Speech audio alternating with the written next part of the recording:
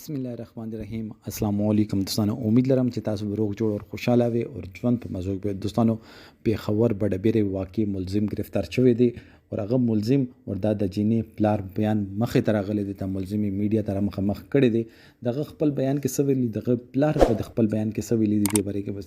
ټول معلومات په دې ویډیو کې شیر کوو. او که تاسو ټول معلوماتو باندې ځان خبرول غواړئ، مونږ ویډیو ځان سره تر اخره پورې وګورئ. او چې کوم ملګري مونږ په چینل باندې نوی دي هغوی دې مونږ چینل مخه ځان سره سبسکرایب کړي، ډالۍ نشان دی وي تاکہ مونږ راتلونکي معلوماتي ویډیو تاسو ته اسانۍ سره ملاوي شي. دوستانو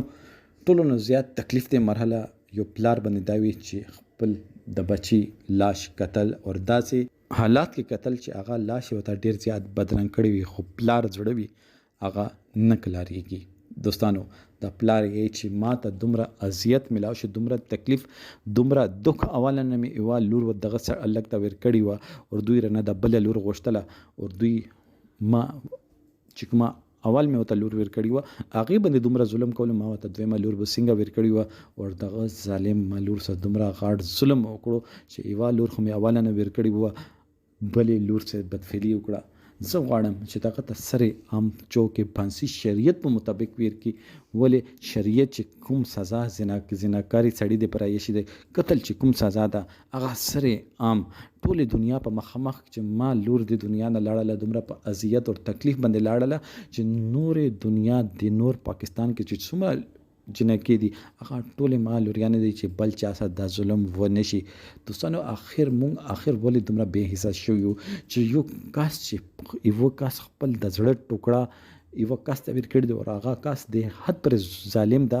او نفسیاتي ده، دومره حسد او بغض او کینه زړه کې لري چې دا سوچ نه کوي چې دغه سړی خو ماته اوله لور راکړي، خپل زړه ټوکړه راکړي، د ورځې په دومره ظلمونه کوم، ما مور په دومره ظلمونه کوي، هغې نه باوجود دا سړی چې د اوف نه کوي، دغه لور اوف نه کوي او بیا دغه دومره زړه وشي، دومره ضرورت چې ده دغه دومره زورور وي چې دغه ته لګي چې دویمه لور ته وغواړم نو ما ورور ته به هغه ورکړي چې مونږ هغوی باندې دوی صرف شرافت او د شرافت په واجب باندې دا شرافت دوی زغموله نه شولو، د شرافت باندې هغوی په بدماشي باندې دوی نه دویمه لور کوله او دوی ورته انکار وکړو. دوستانو دا انکار دوی ته ډیر زیات دروند ولګېدلو، ډیر زیات